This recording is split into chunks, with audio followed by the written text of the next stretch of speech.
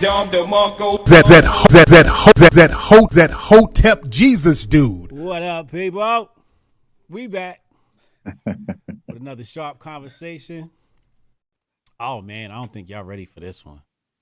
I mean, I don't like to toot my own horn, but I have some of the best guests. It's not me. It's just I think I just have good taste in people, and this guy right here, one of the sharpest individuals. It's really hard to impress me because I've seen a lot. I had a great father. And he was never impressed by anything. He kind of taught me not to be impressed by anything. But this guy is very, very impressive. We are on a show together, which is now every Saturday on Donovan Sharp's channel. And at first, I'm like, oh, who's this white guy with the black swag? And then every episode, I'm like, wait, who is this white guy with the... He knows what he's talking about. He's official. He's official tissue. And to be honest, I wish I'd have ran into you when I was younger. Like the game you be dropping is the game I'm on. It just seems like you've got it more dialed in and exact, right? Hold on. You're just more right and exact. You're dialed in. You definitely have the verbiage, it's very sharp and to the point, very, very precise, and calculated with all the verbiage. There's a lot of guys in this masculinity space. Is my mic low? Let me bump it up a little bit. There's a lot of guys in this masculinity space, and let's just be honest, there's a lot of frauds, okay? It's a lot of frauds, okay? There's a lot of cats with theory, but not true experience. And when I hear from you, it seems to me that you actually are from real experience. You know what you're doing. You know what you're talking about. Shout out to CT. He said, Cut the BS by Coach EO and Unbreakable Rules for Masculinity by Hotep Jesus are two books that 21-year-old men need to be reading repeatedly. Thanks for blessing. Absolutely. So, ladies and gentlemen, I'd like to introduce to you Coach EO. So, bro, how are you, first and foremost? Hey, I'm good, man. Just working. Good to be with you, man. I appreciate you having me on. And I was telling you backstage, I was checking out your Joe Rogan interview and how you were killing the game with that commentary. And so I appreciated that broadcast. I like how you were putting Joe on some game there. So I'm sure he learned a thing or two when he had you on. But yeah, man, good to be on. I will tell you based on what you said prior in the lead up, I only speak on things I've lived. I really can't talk to you about anything that I haven't experienced. It would be inauthentic for me to do that. And I've lived a lot. So the things that I talk about, I've lived several times over. I've gathered the data and then went back and did it better the next time. And so when you hear me talk with that conviction, as you put it, something to that effect, it's because I'm really confident about what I speak about. I've done it so many times. It's like riding a bike for me. Anytime you with those reps, when you get them reps in, you're bound to know what you're talking about. And, that's why I say a lot of these guys in this space, a lot of it is regurgitation. You can tell they can talk about, they can spout a few talking points. And I hate to be critical, I hate to be critical of another man's work, but when you're hearing the real deal and when there is some skepticism needed there. Oh yeah, absolutely. But you're right. I think the real the cream rises to the top, right? The real rises to the top. You can always tell. Before we get into champion mentality, etc., I want to just talk about, and there's something else that you do that differentiates you from everybody else in this space, and something that I saw in this space. We're going to get to that in a second, but the one thing you've done for me, right? And I want you to tell people why this is important, because it's something I've neglected as I've gotten older. It's the look, right? How do you look, your presentation? As I've, when I was younger, oh man, fly head to toe, like I used to go in the stores, buy the whole mannequin, you know what I mean? And then as I got older, I think I got cheaper because I looked at how much money I wasted. But I think there's a balance between investing in your look and not wasting your money on clothes, right? There's a balance there, right? And being on the show with you has me like, oh no, I gotta check how I look. Cause you sitting next to EO, he gonna make you look bad. He gonna Oh, make man, you look like you appreciate ain't that. trying. So tell people, why is it Yeah. important for men to have a certain look out here? Yeah, well, I mean, we're all walking billboards, whether we know it or not, and people make an assessment of you based on, the first couple moments they take a look at you. I always dress with a purpose. As a matter of fact, I've toned down my style a little bit for broadcast because, usually I got a sport coat on, suit or something like that. So I've toned it down to kind of casual wear. But I think it's important that men have a purpose and dress for that particular purpose. So, you should have a few well-fitted suits. Navy, the navy gray, and the traditional black is always important for formal events. But I just think that guys need to have signature pieces that make him feel good. There's a purpose for wearing that piece. I mean, even us as guys, we'll look at watches. We'll look at a guy's watch. If he's got a standout watch, something unique, something maybe even potentially classic, that says a lot about that man. So and especially, I actually I focus in on what men think a lot more than women, because really at the end of the day, it's easy to get her.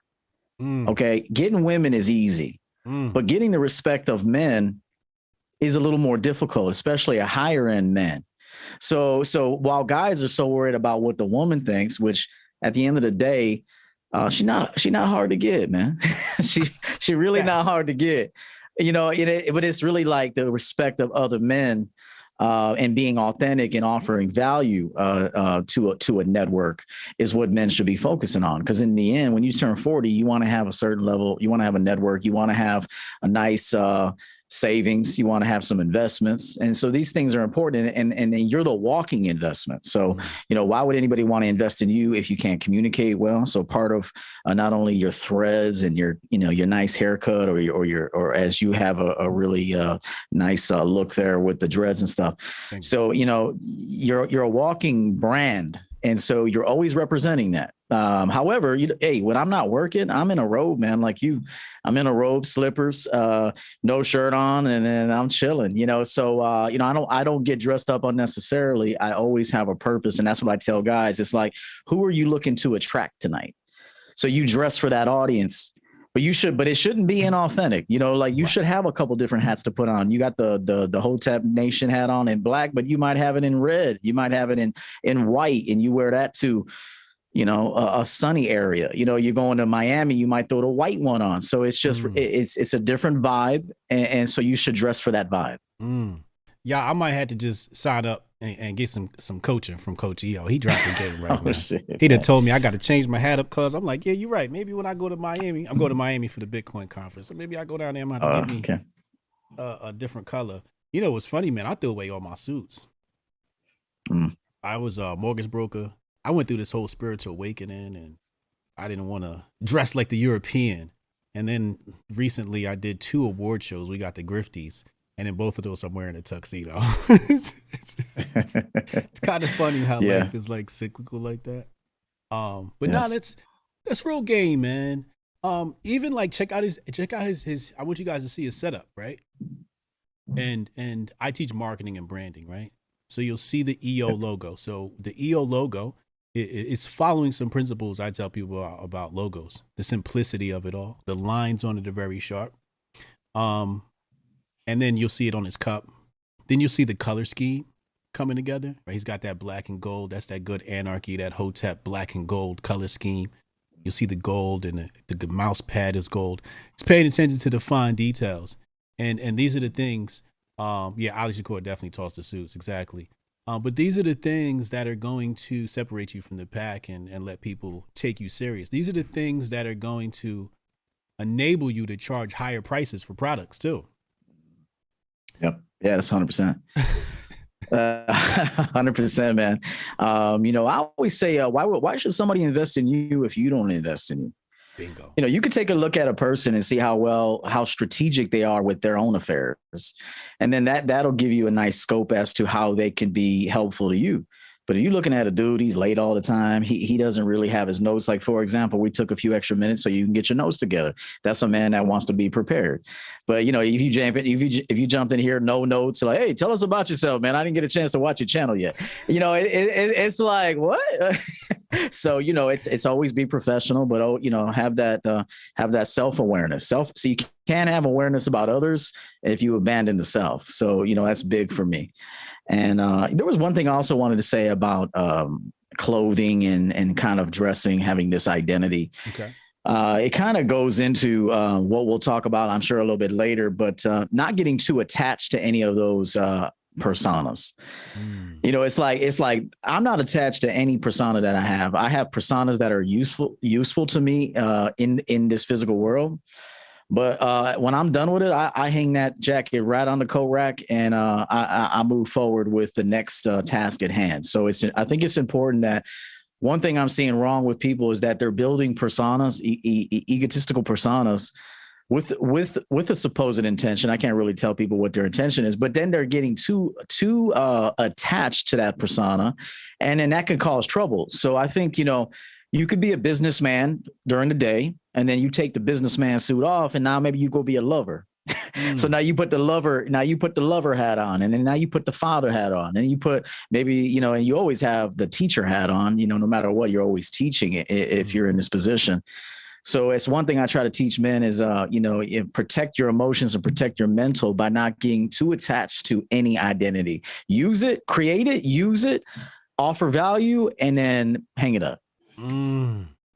He's sharp, y'all.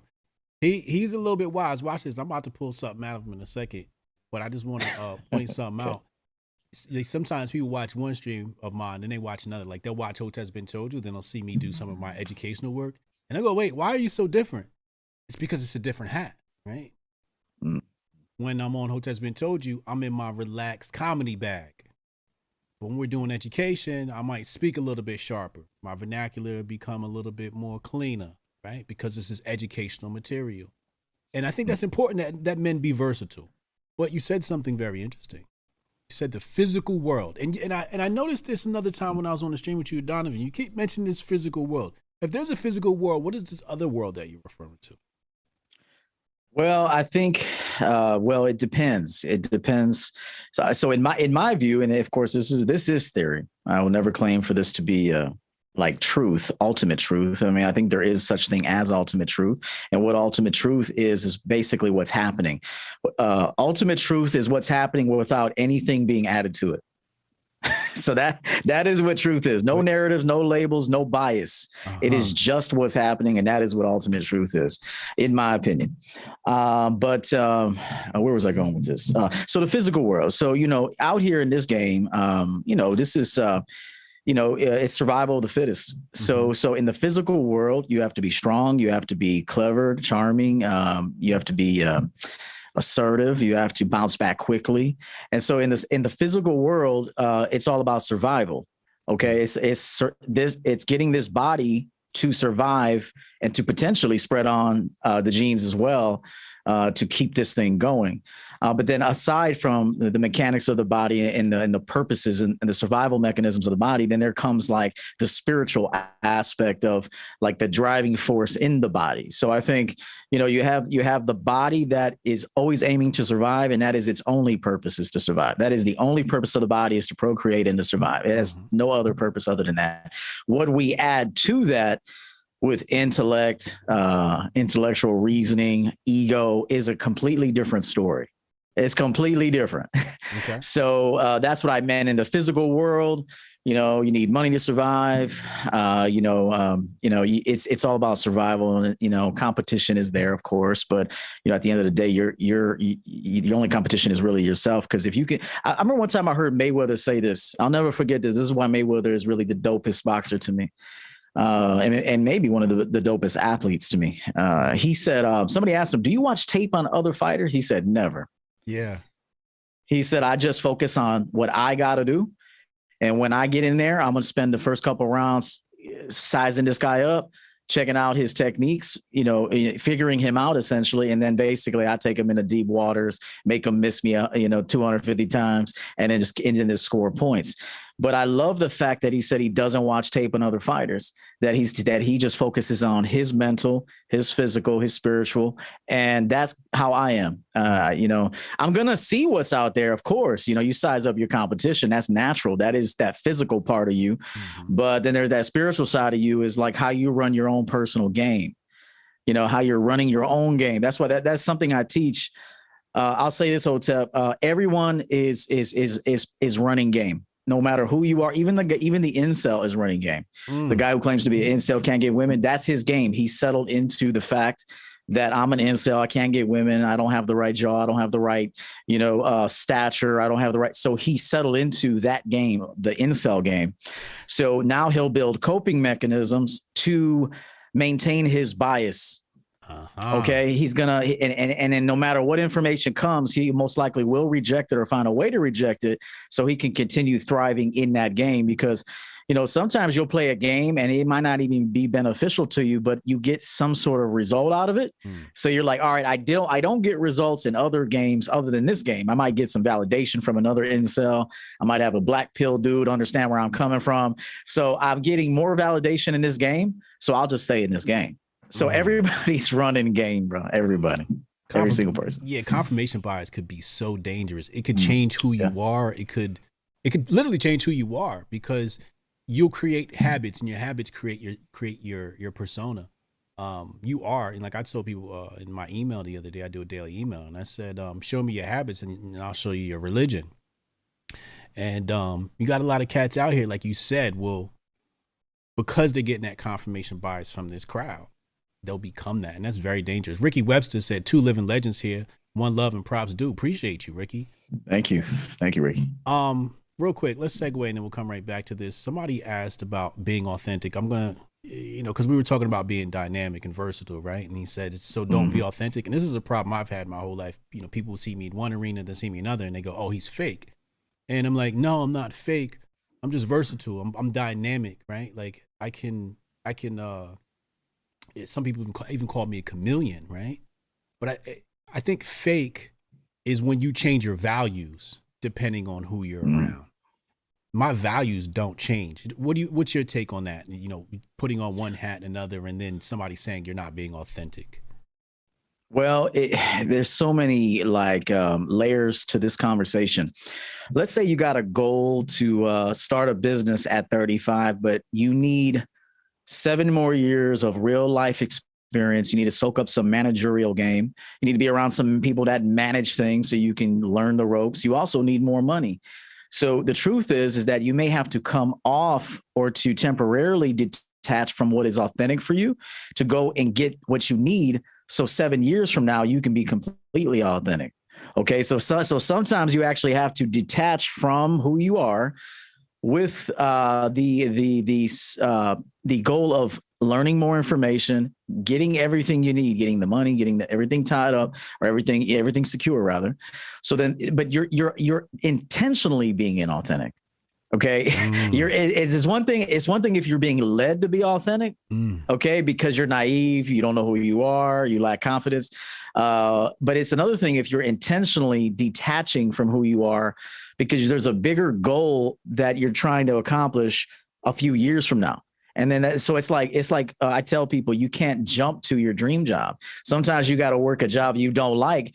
Are you being inauthentic when you work that job you don't like? Yes, you are. You are doing what you need to do for the big picture.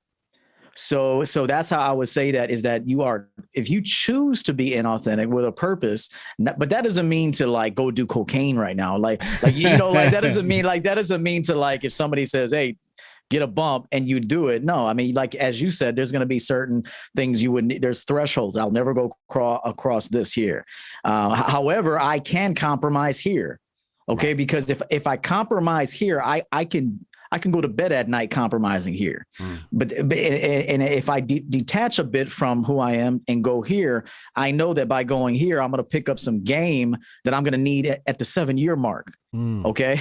But then there's going to be certain things that absolutely you won't do, and so as long as you can go to bed at night, if you can intentionally with a purpose, detach from who you are and then kind of be inauthentic, but you're not really being inauthentic because you're actually making this choice. I hope that makes sense. I'm trying to make it make sense. So if you're making the choice to and you have a reason to do what you're doing, and although it might seem like you're being inauthentic to people that know you, at the end of the day, fuck them anyway. And I say YouTube chill. And I say this because they don't need to know everything about you. Okay. Right. They need to worry about their fucking life. And so, you know, as a man, you need to be focused on securing your future, being financially independent, you know, also being a free thinker and thinking for yourself. I mean, you know, and so I would say that, you know, sometimes you got to be inauthentic on purpose so you can be 100% authentic for the rest of your life in a couple of years. That you speak in my life. Yeah. You're speaking my life. I mean, I had to censor myself while I was an employee in startup world. I would have to hide my Twitter account from my employer. I would create another Twitter account and it'd be all like inspirational quotes and then pump it up with my other account. And he thinks, oh, wow, this guy is so great. But it's like, if you knew how I felt, you know, if you knew I was a Trump supporter, you might not keep me in this role, right? So inauthentic out of necessity, right? Yes. I'll give you another example. I worked 2 jobs. One time I was working at Fridays in New York City. Another time I was working at Olive Garden in a small town. And both of those times I ran into coworkers who said, yo, why are you here? And I'm like, what do you mean, why am I here? I'm clocked into my shift today. And they're like, no, you don't belong here. You're like way more intelligent than us, I'm like, man, I got kids to feed, dog. So when you said that, I'm like, you speak in my life. Like I couldn't be me yet because like you said, you have to have that security first. Yes. And then now I'm on the internet and I can say whatever I want. Right? That's right. However, because I'm on the board of companies now. Again, now it's backwards. I can't be 100% speak my mind because other people's livelihood is now attached to me. That's right. That's right. Yeah. You know, running Hotep there was one thing I want. Like that. It's the same thing. Yeah. There was one, I made a video a long time ago. I said, the reason why most people are so frustrated in life is they don't have a plan. For example, let's say most people are working jobs and they're just clocking in and working there. Like if you gotta work a job that's a stepping stone situation to the next phase, you're going in there with a plan. For example, if I started a job and I know that I'm only going to be here 24 months, that means I'm like spiritually, mentally, and emotionally prepared to take on all these personalities to deal with the job, the task at hand. And so if there are problems, I'm like, you already know that you're going to have to do all of this for 24 months. Right. And so, but it's those that don't have a plan and they're almost there forever. Those are the ones that get frustrated, cuss a boss out. Why would you cuss a boss out when you're running game right now? Okay. You're actually running game. So if he says something to you the whole time, you're thinking like 6 more months, brother. That's cool. Wait, yeah, go ahead. What'd you say? Yeah. All right. No problem. I'll take care of that. 6 more months. You got me for 6 more months. So, but you're not really telling him that. You're telling yourself that. Right. Okay. And so they don't have to know that shit. Right. But you're running game. You're stacking that money. You're like, all right, 15,000 more. And you know, and then the whole, and so how could you be frustrated when you're sticking to your plan? The problem is people don't have a plan. They're not executing any kind of intentional plan. And that's why they're so frustrated. They're like, damn, am I going to be here forever to deal with this? But if you went in there with a plan and you were running game, you wouldn't feel those emotions.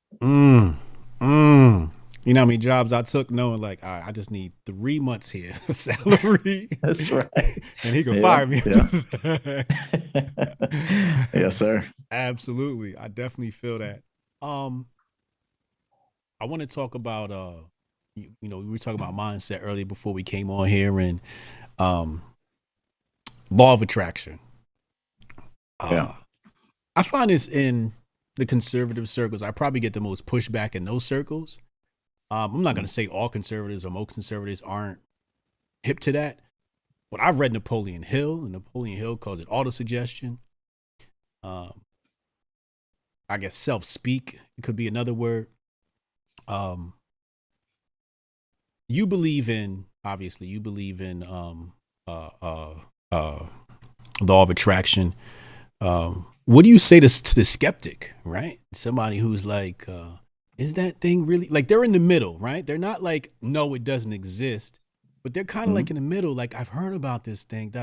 How do you explain it to somebody like that? Yeah, I also kind of will tie it into prayer a bit because I think they kind of go hand in hand. Hand in hand.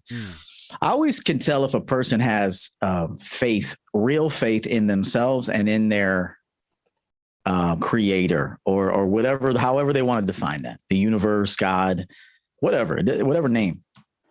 And so one time I told my mother this, she kept praying for the same thing over and over and over. I said, you ain't going to get that. And I said, what you're praying for, you won't get. And she said, why would you say something like that? I said, because if you truly believed in what you were praying for, you would only pray that prayer one time.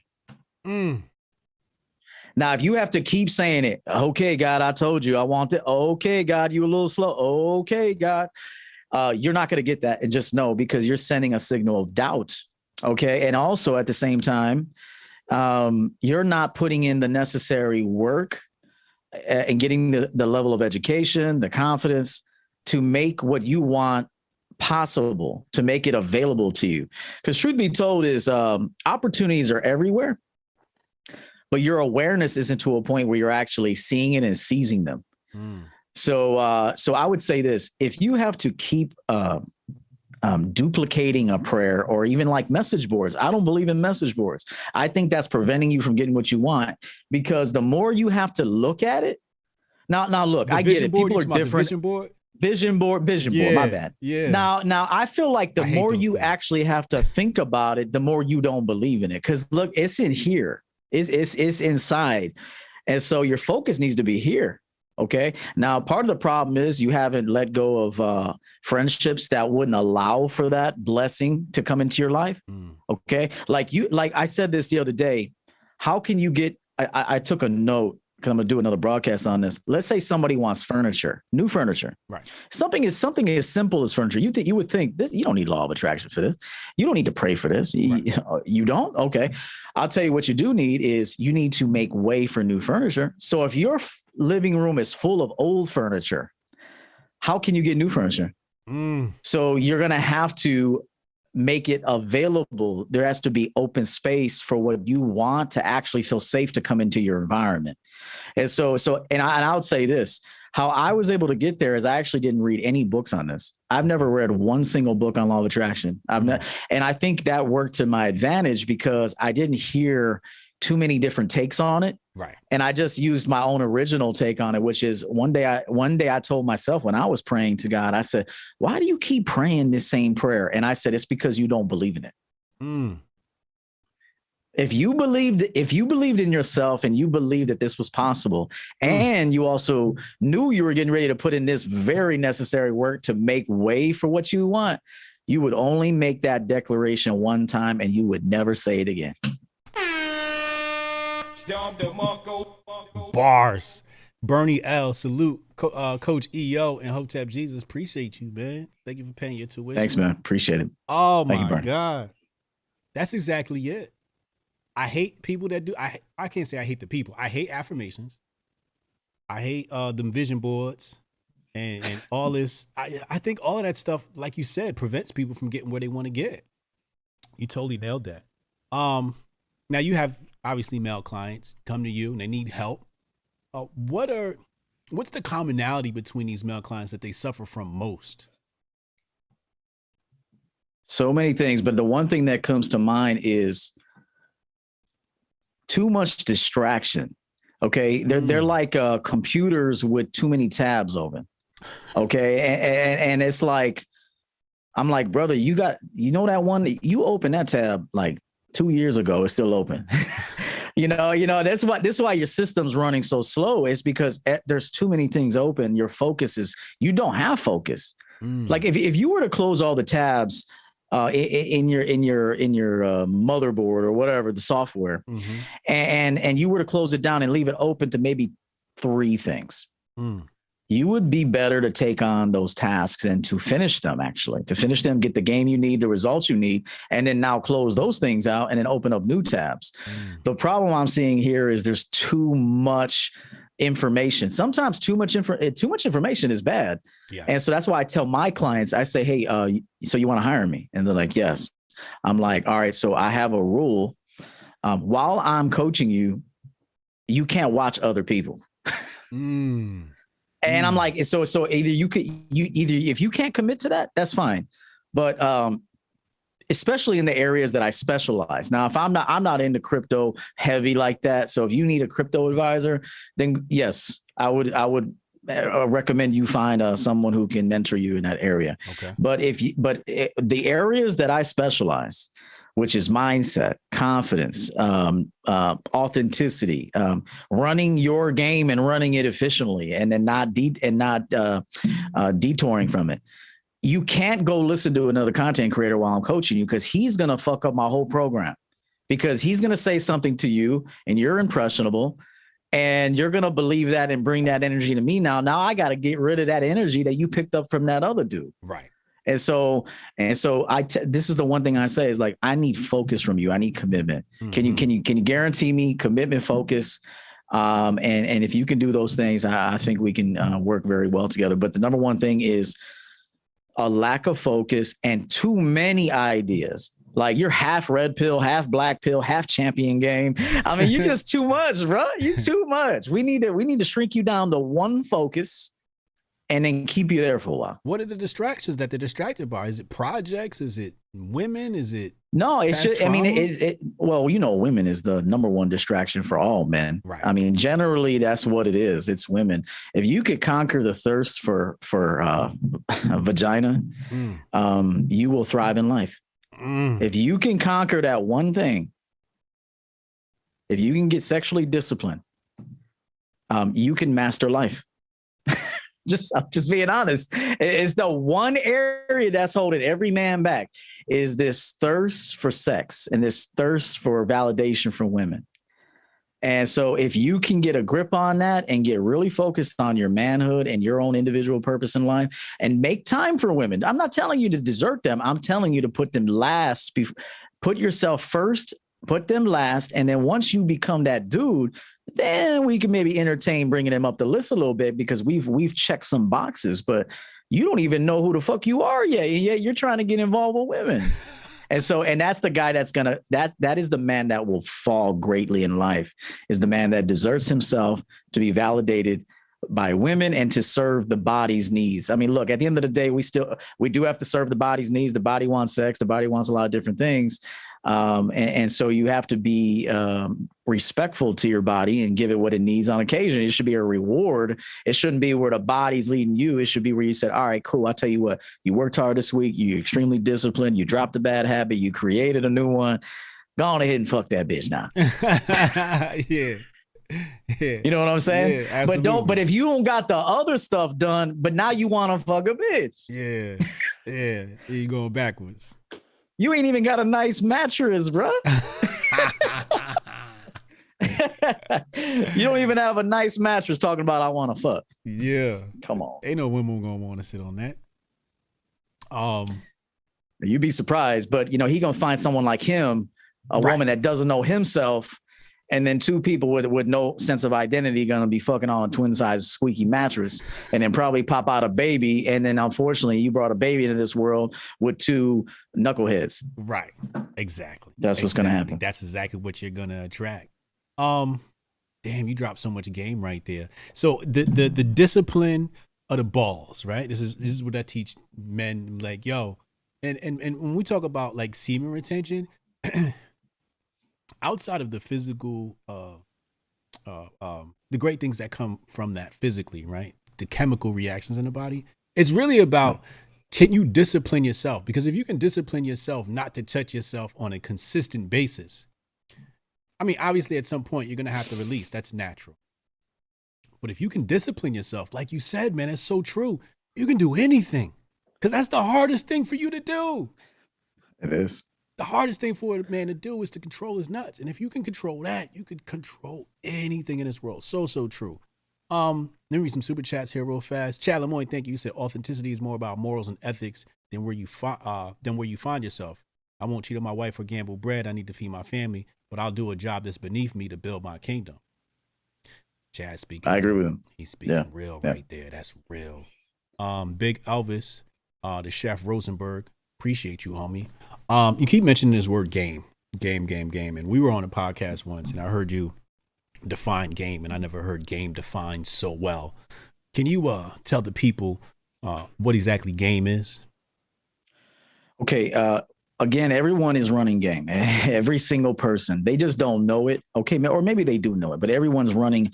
So there's thousands upon thousands of games going on inside of this one game called life. Okay. Right. There's the big game called life. We're like in a big ass casino. Okay, this is a big casino and there's different games people are playing. Okay. And so, so someone is playing, you're playing a game at all times, but your job is to find out which game that you seem to do well. Okay. Like, for example, you could talk to somebody who, I said this the other day, Bernie EL in the chat room. He works in the auto mechanic industry. He's an auto mechanic, but I think a very advanced auto mechanic. So I made an example. If someone were to come to him with a paint question, he's going to say, hey, listen, that's not me. I'm going to refer you to a paint specialist. However, if you need that carburetor fixed or that transmission, whatever, I'm your guy. Right. So it's important. So you have to find which game you can thrive in and become a champion of, and then run that game. So game is essentially figuring yourself out and then building a strategy on how to get the results you want. It's kind of simple, yet people overcomplicate it. No matter what, the homeless guy is running game all day. That's his game. He doesn't want to work a 9 to 5. He's grown very comfortable with living on the outside and kind of maybe, panhandling. This is his game. This is what he wants to do. If he didn't want to do it, he wouldn't do it. Okay. If he didn't want to do it, he wouldn't do it. Now there's people that are homeless for a temporary, maybe 3 months. Maybe they're homeless, but they're like, yo, I got to get out this life. I don't want this game. Okay. There's the drug addict game. There's the sober game. There's the health and wellness game. Then there's the health and fitness game. There's the bodybuilding game. Then there's all kinds of politics game, the spiritual game, the religious game, the pimp game, the whole game. There's, even pimps right now, they're kind of jaded. They're like, oh shit, all these people making money on OnlyFans. Like they're mad at that shit, bro. They can't run their game. Real talk, pimps can't run game right now. They're having a difficult time running game like they did 20 years ago. And so, what does a pimp do now? Well, you either evolve or you find something else to do, because these girls out here ain't got time to be giving you money, bro. Right. They go get this shit by themselves. So, the pimp game is struggling right now. So a pimp is thinking, how do I fucking redesign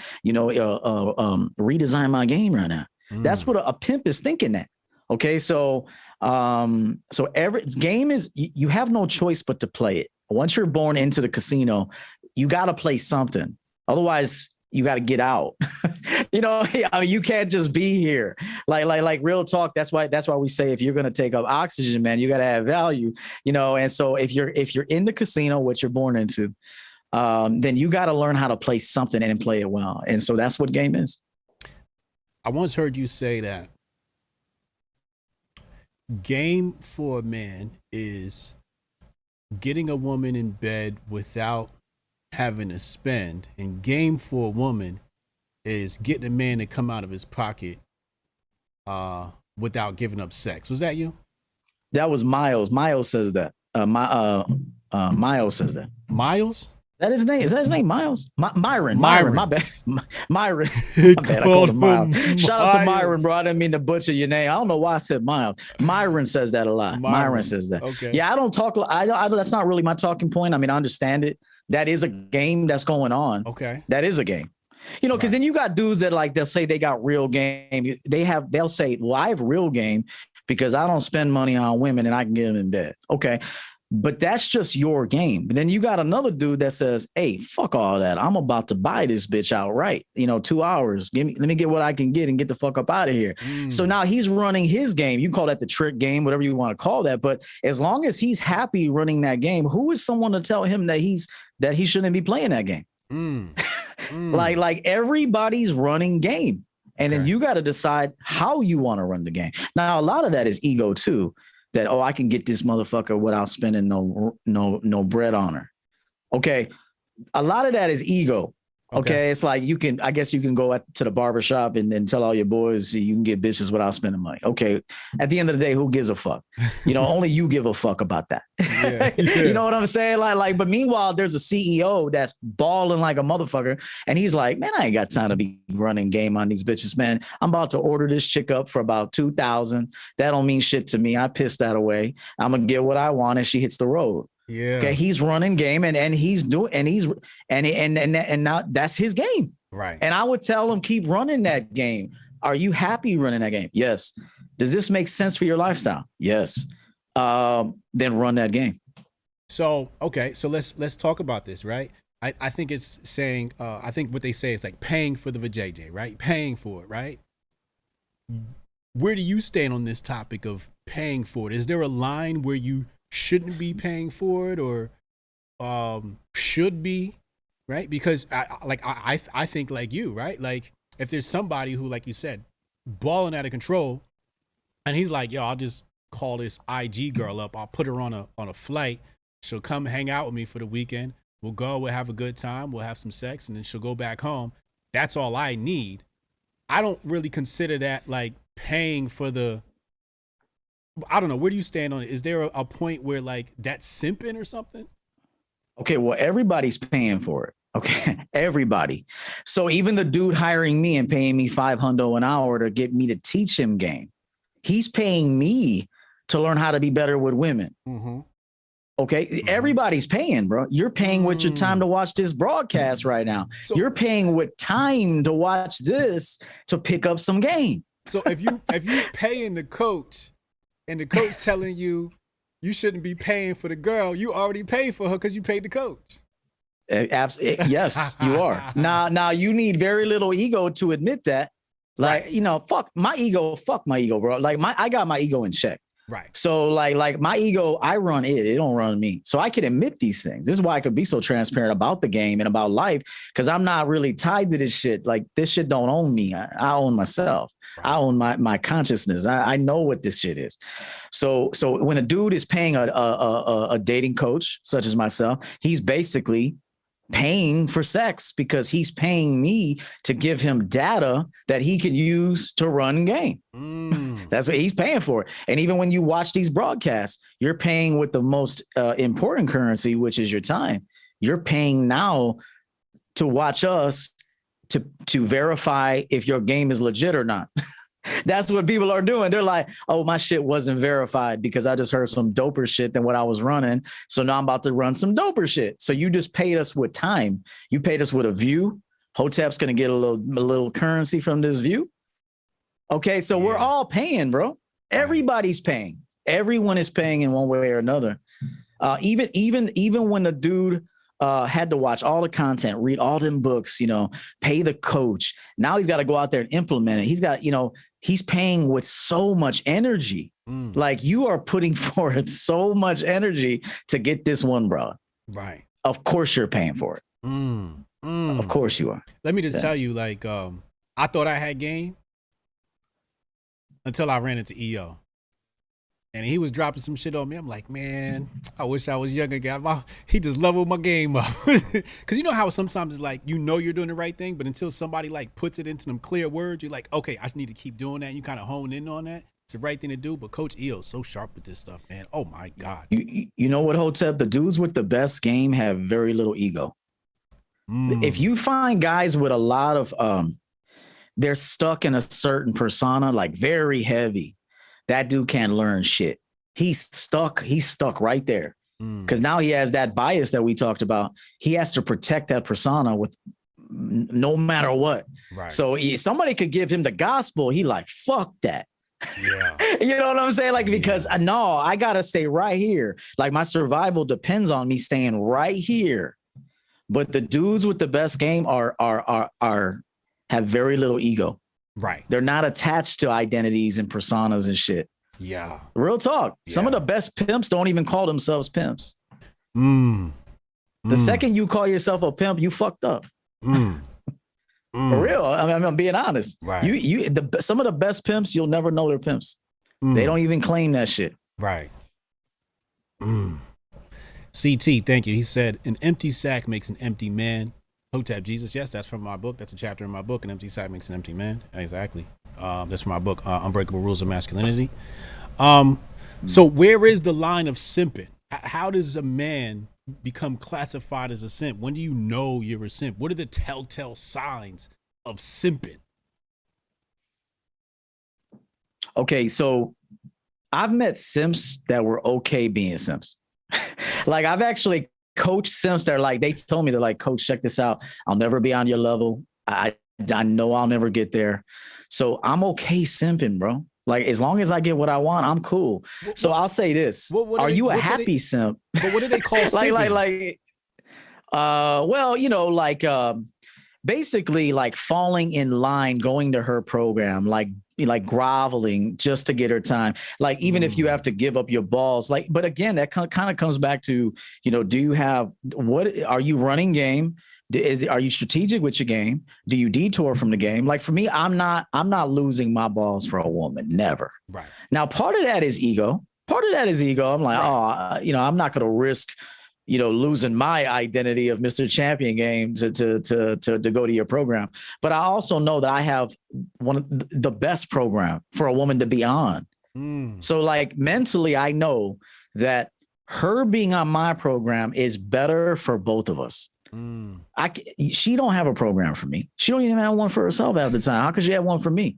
Yeah. So I know, like from a logical standpoint, that the environment that I've created and the system that I've created, it's best she's on my program. It's best you're under my supervision. It's best that you heed my instructions. I'm going to take great care of you. I'm going to respect you. I'm going to love on you. I'm going to reward you, but you got to be on my program and I'll take great care of you. This goes for everyone.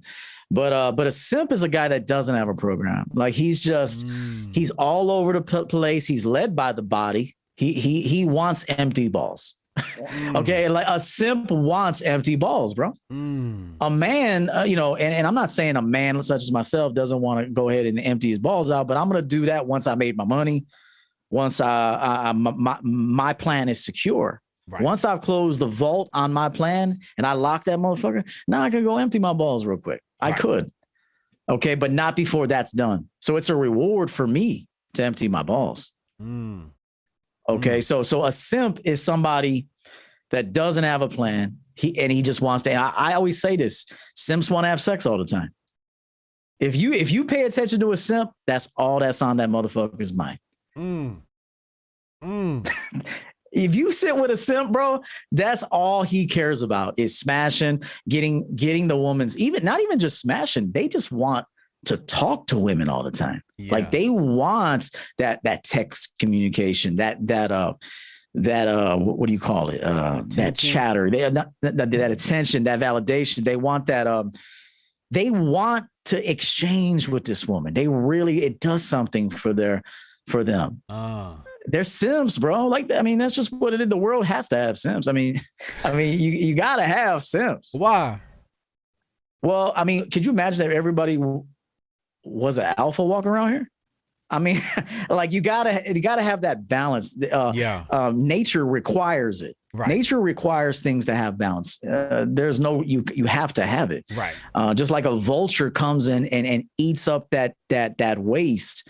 Thank God there was a vulture to come and do that. Otherwise, you see carcasses everywhere. So there's the ecosystem, the nature needs all of these specific parts to do a specific job. So you got to have simps. So a simp is basically a vulture, right? So basically the women that hit the wall at 40 and need somebody to be married to, the simps take our waste. That's one way of looking at it. Yes. Yeah. They're like vultures, man, but they're happy to do it though. Yeah. Like if you ever see a simp that's happy to have a bitch in her 40s, he's sitting there happy as fuck. Like he is though. Hey, but who am I to tell him don't have that happiness, bro? Right. Like, hey, I mean, shit. I mean, maybe he jacked off to her for the first 20 years. Maybe he loved her in high school, jacked off to her for 20 years. Now he gets her at 40. So he gets the real thing. He's like, for him, that's happiness. Like, who am I to tell anybody what their happiness is? Right. Like this motherfucker's happy to get that chick at 40. So is there ever a point at which you tell a guy like you shouldn't be spending on a chick?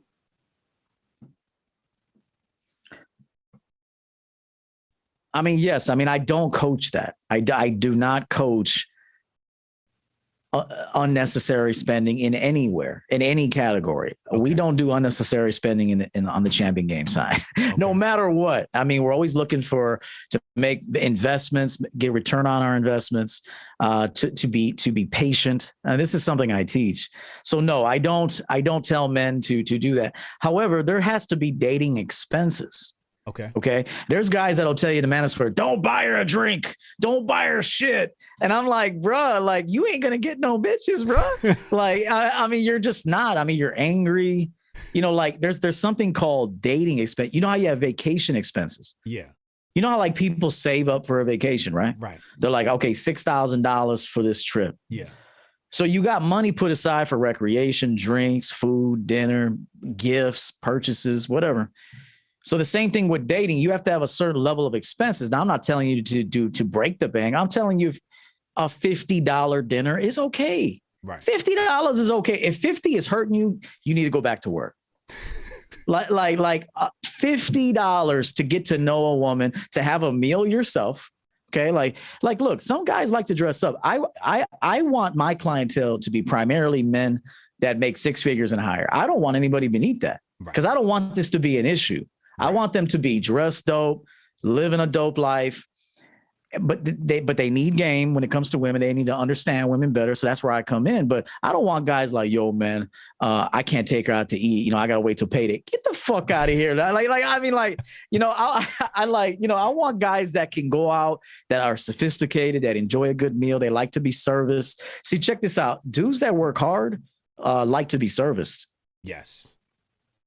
Like going out to eat, having somebody wait on you and shit, and you calling the shots. Yeah, bring us another bottle of wine. Thank you so much. We appreciate you taking care of us tonight. You know, being a courteous gentleman. Yes. You know, this is what I teach. This is the champion way. So if you got the right woman with you, she's going to appreciate that experience. And then plus she will return the favor. You know how many women have taken me out to eat, taken me on trips, giving me $2,000 in an envelope just for nothing. My ex-wife, I was married. She would give me envelopes full of cash. Hey, go buy a suit. I want to see a new suit on you.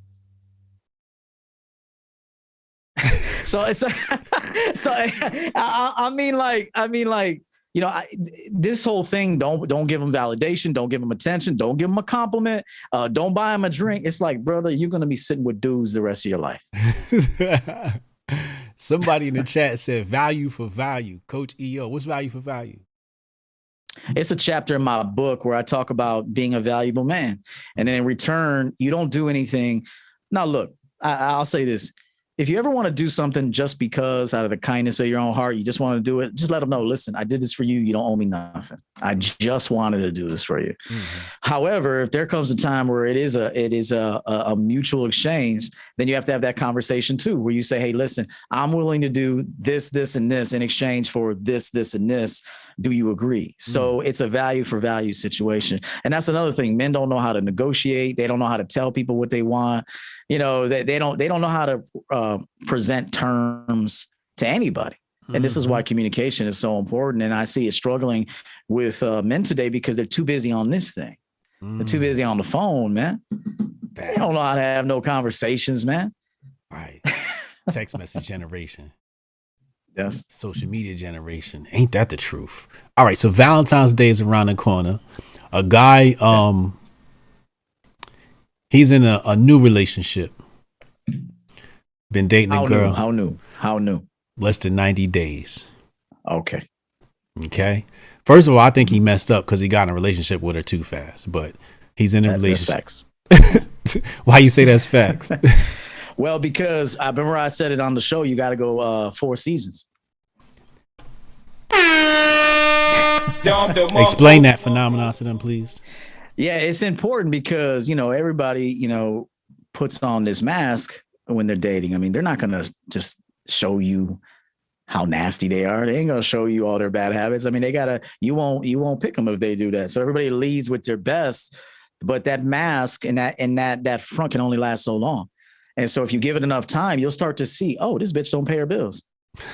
This bitch is dirty. Like, when was the last time you vacuumed? You're going to start to see these things. You're going to hear her have a conversation with her mother. You may not hear that in the first couple of months, but if you stick around long enough, her mother will call. And then now you get to see how she talks with her mom. Does she go covert on your ass? Does she start, you know what I mean? Like, these are the little things. You start to like figure out what her friends are like. You start to see her in different situations. You want to wait. You need a wave of adversity to come to see what this woman or what this man is made of. Women too. Women need to stop rushing. I got to wait and see what this man is made of. I mean, he has he can talk, but can he prove it? And so you need enough time to make sure that the words align with the actions. And you need a minimum of 12 months for that. Bars. Okay, so he's messed up already. He's in a relationship, less than 90 days. Valentine's Day is coming around. What is he getting this woman for V-Day? How's he treating her? Is he going all out? He is, yes. like that guy is, because he went into the relationship. I mean, he's going to do that.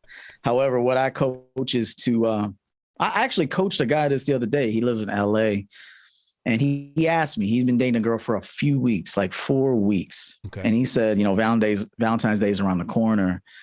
I'm a little unsure if I should do something with her or not. See, that's what the guys are just afraid. They're like, should I do something or should I not do something? And so I advised him to ask her a question. And this comes back to good communication. I said, why don't you ask her this? So tell me, let's just say for the sake of this conversation, her name is Stacy. So I said, say this. Hey, Stacy, question for you. Do you celebrate Valentine's Day and all that? Well, how do you feel about Valentine's Day? How do you feel about like Sweetest Day, Valentine's Day? How do you see that? And you get her to tell you how she sees that. Okay. And if she's like, well, I think it's nice. And then this is your opportunity. So you don't want to take that from her, but then you say, but you tell your truth. You say, hey, that's cool. I can understand that. Personally, for me, every day is Valentine's Day. Every day is an opportunity for me to spread some love to the people I care about and to receive love from the people I care about. So I think it's kind of corny to actually do something on Valentine's Day, specifically when every day in my book is Valentine's Day.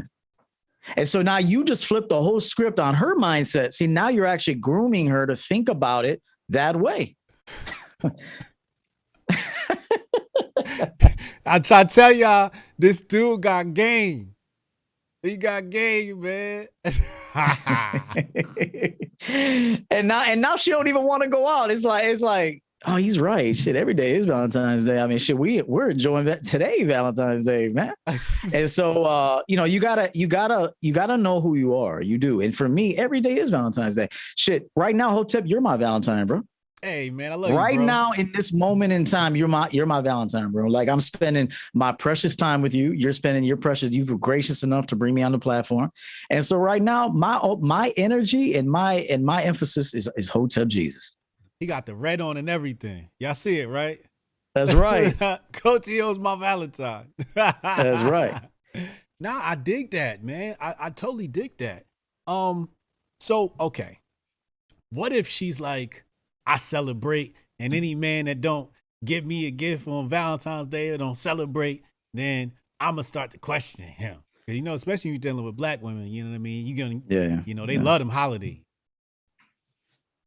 Well, again, you don't want to take it from her because that would be bad game because you really can't take things from people. That's counterproductive. You can't take it from them. All you could do is allow them that expression, but that don't have nothing to do with me. So if a woman says, well, I would only be with a man that's going to do something special for me on Valentine's Day. And then what I would say is I completely understand. And I hope that you have that lined up for Monday. I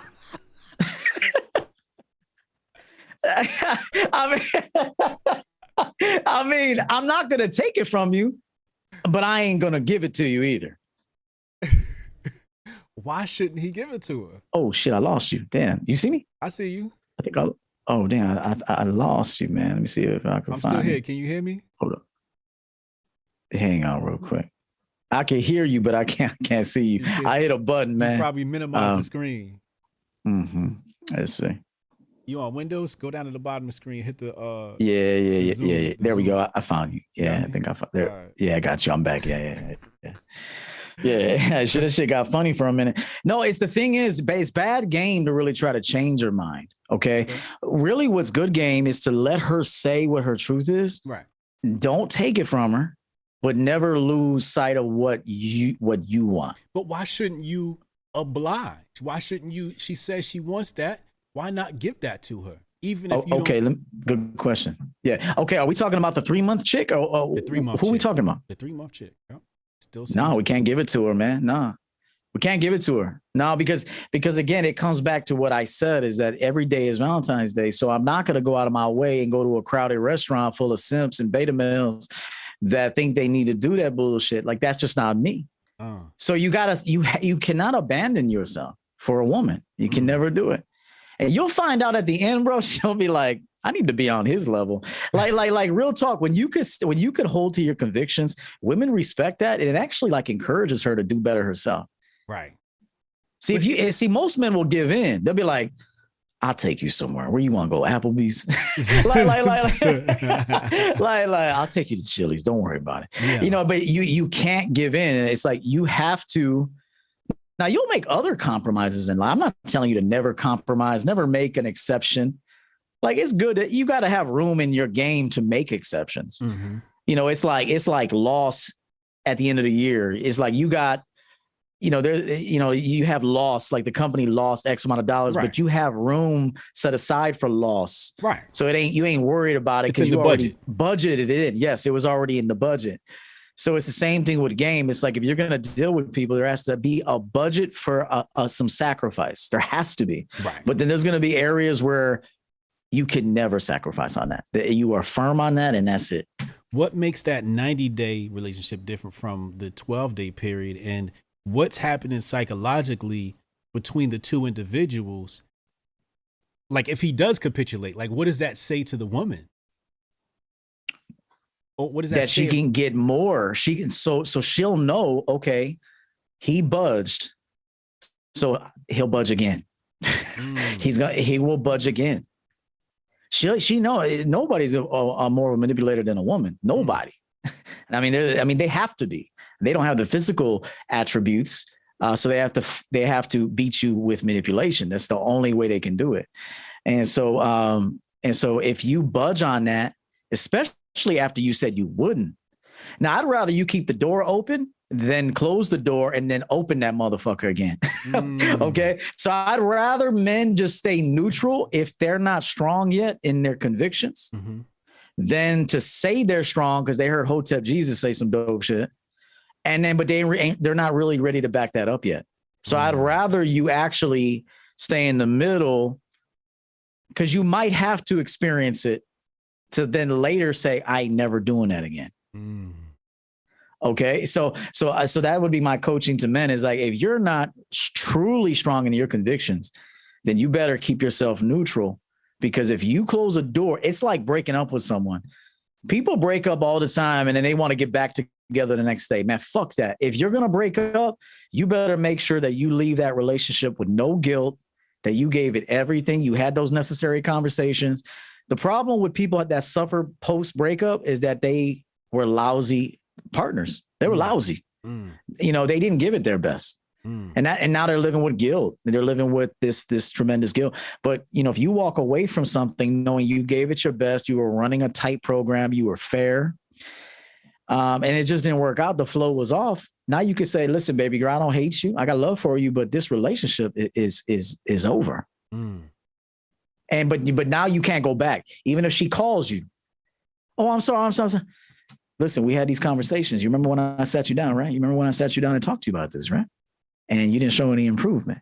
Okay, well, unfortunately, your time has expired with me. like if you can't do that and mean it, you're not that dude. You're not that dude. You think you're that dude until life says, okay, this dude thinks he the shit. I'm gonna see if you really mean that. This is even part of you getting the law of attraction and your blessing. It's like, are you willing to stay home and not party? Are you willing to hear your friends say, come on, man, we got a table, we got bottles, there's gonna be bitches. Are you willing to never lose sight of the prayer and the goal, and to say, although my body wants that, my future doesn't want that. And so you got to be able to say no, and life will test you. And, you know, really at the end of the day, it's not life, it's you testing you, because you are life. You are the living, breathing life itself. So you think life is testing you, but you actually sent a signal out to the bigger life to test you, to see if you actually are ready yet.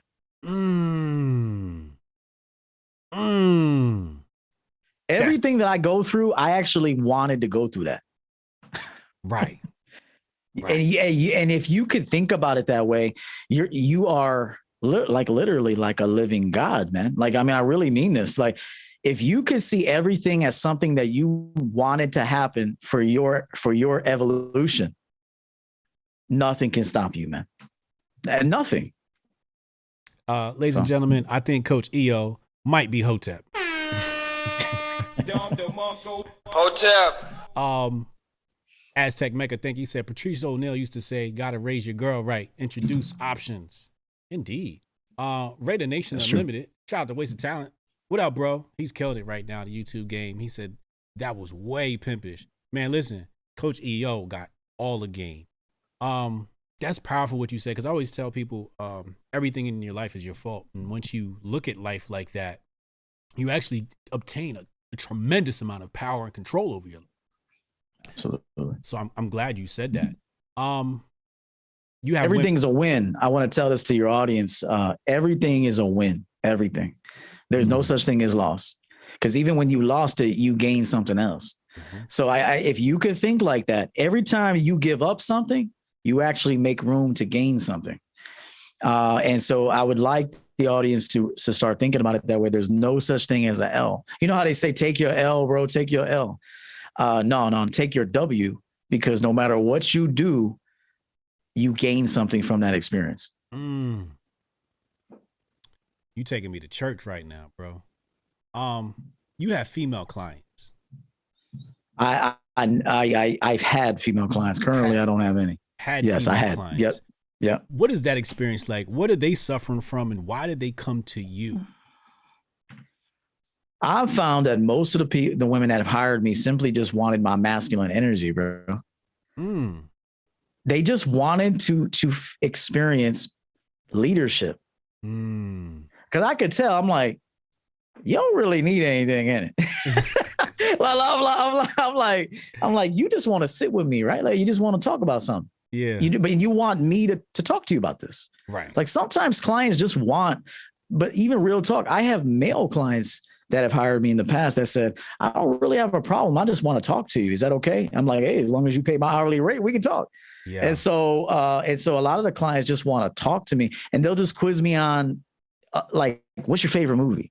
And like, when did you stop drinking alcohol? And, like they just want to know things about me. It's not really so much about them. It's that they want to quiz me because they find me intriguing. It's almost like if you sit down with someone that you see as like a celebrity or some shit. I've got clients like that now. I get on a call with them because I teach marketing and branding business. I get on a call with him. He asks me one question, and he's just on a whole other topic. And I'm just like, after a while, I realize, I'm like, oh, you just want to kick it with me. And I found that to be strange at first, but then I got it. I'm like you said, there's a little bit of celebrity there, right? They find you intriguing, and they're like, I'd like to learn more about this person. I think what it is too is they want to adapt or adopt some of your personality for themselves, right? Because they might not see life through your lens. And once they kind of understand life through your lens, they can look at life through that lens. And by looking at life through that lens, it sort of changes them as well. You would agree with that? I do. There's a market for everything. Okay. Everything. So, the girlfriend experience, right? You know how men will pay for the girlfriend experience.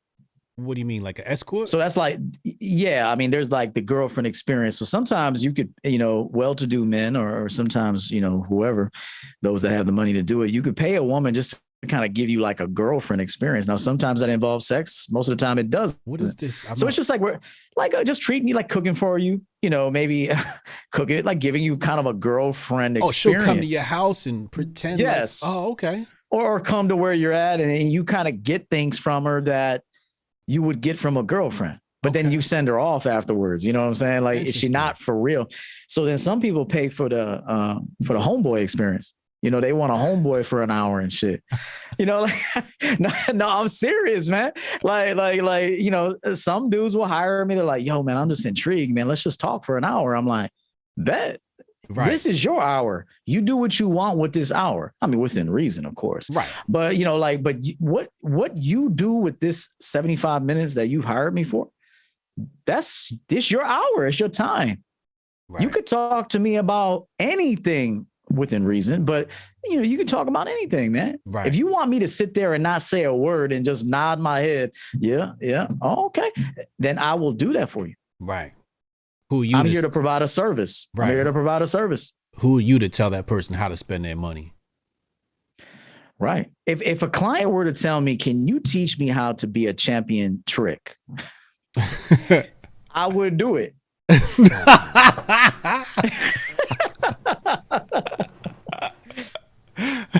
That's interesting.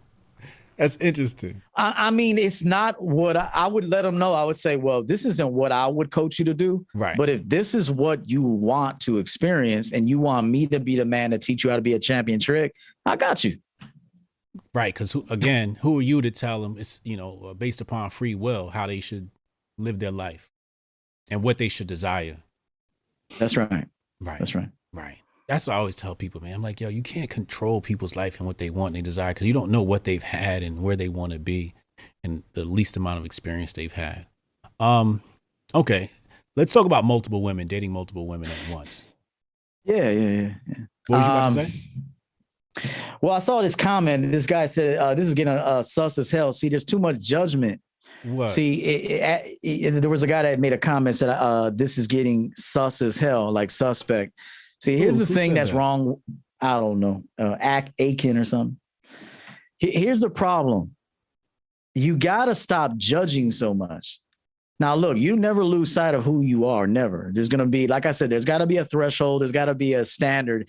Nah, I don't know. No, but you got to get rid of this judgment that people like what they like. Right. People have their problems. Most problems people have, I don't have that problem, man.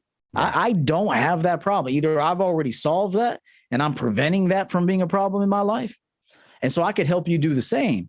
But this whole judgment thing, I mean, you got to get away from that. You'll never really make friends. You'll never actually get women to trust you if you're a judgmental man. That's facts. Notice how I didn't take away the Valentine's Day from the woman. I'm not going to take it from you. But you'll need another man for that on Monday. You know what I'm saying? I'm not going to take it from you. You'll need another man, though. You'll need Cecil to come pick you up and take you out to eat. Cecil. Better call up Cecil real quick. Cecil the simp. Right.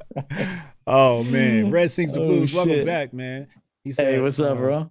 Donation to EO and Hotep, the few guys I actually tune into in this space. Hey, appreciate you, man. Thank you, man. Thank you. Appreciate it. Yeah, he supports when we're on Donovan. Yeah, I don't know what's going on with Aiken. I would have to say he's an unhappy individual. Aiken, I wish happiness into your life. Here's my take on comments like that. When I join a stream and there's something I hear that I don't like, just tune out. I go to another stream. There's some. Yeah, you go ahead. I'm sorry. No, go ahead. There's something to be said about being able to sit with something that contrasts you. I mean, what kind of man are you if you got to sit in an arena where everybody agrees with you? I mean, you a soft motherfucker then. Like you a sensitive ass dude that you can't be in an audience where there's open discussion, different types of people, different types of viewpoints on life. Right. Like, are you that dude or not? Yeah. Can you sit and be confident with who you are despite what other people are telling you? And it's like, that's when you know your game has truly showed up and you have that game. And like I said, one of the worst things you can do is be a judgmental woman or man. Mm-hmm. You're going to ruin every relationship you'll ever have, especially this one, especially this one right here. You're going to ruin the relationship with you constantly judging people, man. Right. Piggybacking, right? Like stacking on top of what you said. I think what you said is the core of all this. He says he's just joking now. But the problem with that joke, let me just say this because I want to teach. This is a coachable moment right here. Yeah. The problem is you might have only had one shot to fuck up with somebody. So you might have came in with a joke, but you're sitting with motherfuckers that ain't got time for your bullshit energy. Right. And they might say, yo, get his ass out of here. Right. So you got to be careful joking all the time. You can't joke, man. Like sometimes even if you think something, you might be like, hey, let me try to, you know what? I'll just stay neutral about this. Right. See, this is I would tell everybody this, aim to be neutral because anytime you get too far on one side, you're asking for trouble. You got to stay in that neutral zone. Even if what they just said right there, you're like, no, I don't do that, but you do that. Yeah. And apparently this shit makes you extremely joyful. So go do that.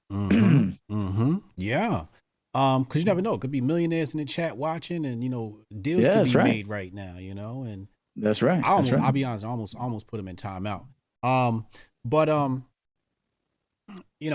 When we think about his need to express himself, that's what I always look at, right? Like when guys feel like they have to express themselves. I could hold my thoughts and just not express myself in a room full of people or in a chat. It's just like, why do you feel the need to share your opinion as if people should be entitled to care about your opinion? You know what I mean? You feel entitled to like, that people should even care. So, enter the room and I watch a bunch of streams. I might not ever chat. I might disagree with everything they say. What I try to do though, and this is a teachable lesson, what I try to do is I like to find the points that I agree with and then add positivity to the stream instead of being a contrarian and a disruptor. He said 1:30 a.m. in South London. Shout out to London right now. Appreciate you. Yeah, it was good. Thank you, Moosey. Appreciate that love. But now I love that. I love that we have these teachable moments. Let's talk about dating multiple women, right? Advantages of dating multiple women. Should you date multiple women? Should you not date multiple women? Disadvantages. What's your take on this? Okay, so I suggest that early on, like in your 20s, even your teens, but especially high school, but, never abandon your studies. Studies have to come number one. Like I really want, people to understand that, women should come last. That doesn't mean that they're less than, that they're bad human beings. No, it just means that in a man's life that they need to come last right now, but they might come second later. Okay. Like a woman, it's okay if a woman comes second later, but she can't come second now or first now. She can't. You have to come first now. You have to build this man up. You have to build this man. So in order to know what you want, you have to date different types of women. Okay. Just like black men now are, a lot of black men are dating white women and I would encourage that. Now, having children with them is another story. I'm not telling you to have children with them. I'm saying in order to know what your preference is, you have to have contrast. I always say that you'll never know what you actually want until you're in the presence of what you don't want. Facts. So if you could just remove the ego and the skin color thing, and you just date people based on personalities, lifestyle, respectfulness, morals, things like that. The things that really matter. The things that really matter in the end. And so, but in order to know, like, because it could be a black dude and he dates black women, but then he meets a white woman. He's like, I'm gonna check her out for a minute.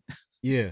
And then let's say he checks her out, but he's like, nah, I know I never want to go there again. I'm going back to, where my preference is. Yeah. But he had to have that experience in order to solidify his preference. And so what I say is that you have to date different types of women, different cultures, ethnicities, to really find out what gels best with you. And you won't be able to know that. It's almost like drinking wines. You try a white wine, a red wine, and you try a dessert wine, and you try a Cabernet, and then a Moscato, and then a Merlot, and a Tempranillo, and then a Malbec, and you're like, that one is too rustic. That one was too thick for me. I got bad acid reflux from that. I'll never touch Malbec. Mm-hmm. But I did like the Pinot Noir because it was mild. Mm. So I can go with that. But you never would know that if you didn't try them. Mm. So you have to date multiple women. That's early on to really kind of figure out what it is your preferences are.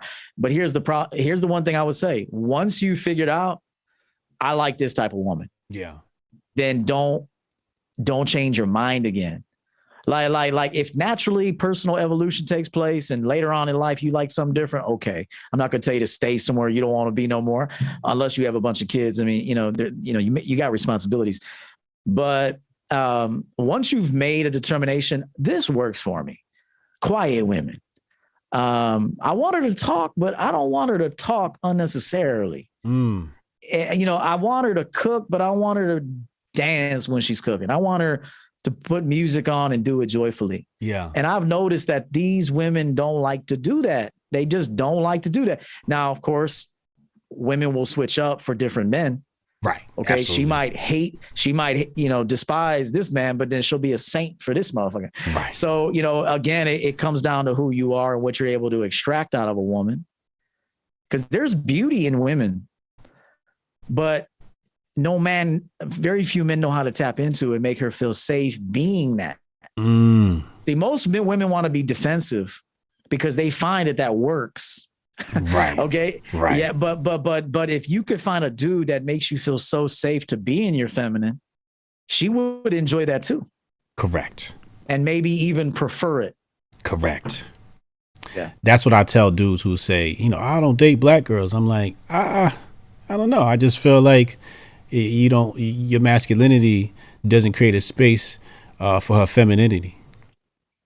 I agree 100% with that. 100%. I do 100%. Because I could take a girl who the last dude said she had attitude, all that stuff. Right. If I was out here, dating and shit. Yeah. And I could, here's the thing. She's going to bring some of that to me. She right. has no choice. So a lot of guys say, well, if she's sexually attracted to you, she going to fall in line. That's not true. Mm. Habits don't go away that fast, man. Right. Defense mechanisms don't just go away. She needs that defense. Mm-hmm. It works for her. Mm-hmm. So you think she just gonna just lay it down for me? Like, nah, it don't work like that. I have to slowly dismantle her guard with my masculinity, with my with giving her a safe place to be herself. Mm-hmm. Like I could tell her, I say, hey, listen, you know that little thing you do right there? I know you needed to do that for your past. You don't have to do that here. Mm. And so now she'll consider it. She'll be like, he saw that and he told me I don't need that. Mm. And so that's what a real man does. A real man with that, he understands, okay, she's defensive because she's been dealing with a lot of bullshit. Right. But underneath is a beautiful woman. Yes. Yes. But you got to know how to get there. You got to know how to get there. You got to know how to get there. You speaking facts. So on the topic of dating white women, right? You got to know, like you said, you got to have that contrast. I also think it's very important because if you don't ever have that contrast, you always have that question in the back of your mind, right? That's right. That's right. That curiosity. That curiosity. Right. So when you're with another, nothing worse than a curious woman, bro. Hey, this is. I didn't mean to cut you off. I'm so sorry. Go ahead. Please continue. It's your world. No, it's like the worst thing you want. See, there's dudes that want virgins, right? Right. Like there's dudes that want virgins, but where is that coming from? That's coming from a lot of insecurity. Because truth be told is, if you introduce a woman to some dick for the first time, yeah, she's gonna be like, I wonder what his dick is like. And I wonder what his dick is like. I wonder what it's like to be hugged by him. I wonder what it's like to be in his car. And so you got to allow for life to teach people stuff. And now I get it. Sometimes you can abuse it and now you're just ruined, and that happens. Right. And don't be with anybody ruined. You can't fix them. That's it. This product is done. Like I want people to know that if you continue to go down a dark path long enough and you turn around and if you can't see the light anymore, you're not coming back. Like I do want to scare people. Okay. Like I want this to scare you that if you go down a certain road long enough, a reckless road, a road that you know doesn't have your best interest or really anyone's best interest, and you test that. Oh, I could turn around anytime I want to. I could turn around. I could change this. Not without the nut house. Not without not without the psychiatric ward. Not without pills and shit. And even then you can't change it. You got to be very careful not to go down a road too far, man, because you turn around, you're the only one on that motherfucker. So I want to scare people, man. Mentally, you could take yourself down a path. And then you ever seen a crazy old person? That dude couldn't turn around. And you can't. There's nothing you could do to change it. Yeah. Like he is done. And it's sad. Past the point of no return. And so we were talking about something. Curiosity. Oh, yes. So you gotta allow. See, you can't prevent people from evolution. A lot of people try to prevent this. They're like, oh no, I got a restrictor. I'm a restrictor from cheating on me. And look, I'm not saying that you shouldn't have boundaries. Right. But truth be told is, man, if someone wants to try something bad enough, you can only put a leash on that motherfucker for so long. At some point, they're going to break that leash and get out of the yard, man. And there's nothing you can do about it. There's nothing you can do. They got to do that one thing. I find that when you give them a loose leash, they tend to be more obedient. It's when you try same with children. Yes. Like to some degree, you got to give them the option of choice. Like you just tell them, okay, all right, son, plan A, plan B. In my experience, if you go with plan A, this is what you are to expect most likely. If you go to plan B, this is the potential for this result. Which one do you want to choose? And then you let them choose. And if they fuck up, you gave them the choice, and then you can sit back and go, "Hey, I told you." Right. And so, it's a slippery slope. I get it. You want to protect your children. I'm not a father, but I should be. You'll be an excellent father, especially to a son. I mean, people ask me, they're like, your children behave so well. They behave so well. What do you do? And I'm like, I treat them like adults. Yeah. Like, I give them the room to make mistakes. I give them the room to explore. I'm not always breathing down their neck. I teach them discipline. I teach them, how to go after their goals and everything like that. But, like my daughter, right? I have an 18-year-old daughter, and people are like, oh, she be partying a lot. I'm like, no, because home is so peaceful. Sometimes in your home and your parents are always on you, do this, do that, and you just want to get out the house. Right. My daughter go out with her friends. It'd be 11 o'clock. She's like, I want to go home. That's right. Yeah. No, you're right about that. You got to, it has to be peaceful there. Otherwise they will want to escape. That's like anything. You ever see a person off for the weekend, they get off on a Friday, you would think they're escaping prison, man. I mean, it's the same idea. You still want the work environment to be enjoyable. You want to have rules and boundaries, but you also want to make sure that your employees that you could try to make them as happy as possible. Yeah. To work for you. I want to talk about champion mentality in a minute, but before we get to that, I want to talk about something that solidified me liking you, me saying, okay, I can co-sign this dude. And you're what's different than everybody else in this space, okay? What's happening in this space is a lot of grifting off of complaining about women. Something the woman does, and they're like, oh, I got to grift off this. Women are bad and feminism and all this stuff. And then you said something last week on the show. You said, which is something I've been saying as well. You said you blame everything on men. And there's a lot of men. There's a lot of men not willing to accept that. Can you explain that concept of why you blame everything on men? Well, it would be no, it would serve me no purpose to blame anything outside of me. It would just serve me no purpose to assign blame to my mother, to my upbringing. Now, look, is there blame to go around? Yes. I mean, there's some blame to go around. I always tell people that your problems are mostly world problems. Okay, it's a world problem that's been going on for centuries that has, manifested and changed form, and you're feeling the effects of a world problem. Okay, but we're all subject to that. Okay, but you're still responsible to create the reality you want inside of the world of this world problem. Right. And so, people win at the casino. I talk about the casino. Like, some people do win in there. Most people lose though, but some people, win big. And so it just doesn't serve me any to blame anyone for anything. Because like I said, everything is a win. So even if I didn't get what I wanted, it was almost like it was good that I didn't get it, because it taught me perseverance. It taught me patience. It taught me not yet. It taught me get better. Because look, if you were to get something, but you're not equipped to manage it, you're going to destroy it anyway. I mean, you're going to destroy it anyway. I mean, give a knucklehead $1 million lottery winning. I mean, yeah, he won, and he might be cool for a couple months, but he don't know how to manage that money. Right. And then what he's going to do at the end? Oh, such and such took all my money. Such and such, this woman, everybody came out of the woodwork, man, and took all my money. Yeah. But if you were already managing the money you had before the lottery winning, well, then you would be able to manage that bigger sum of money well. And so I just tell people, man, nobody can take advantage of you, man. Even if they try to, and even if they accomplish it, as long as you learn from that, it's a win. Right. If a woman left you, I want you to go rewind the tape and look at you. Forget her. Forget. She's running her game. Let her run her game. You picked her though.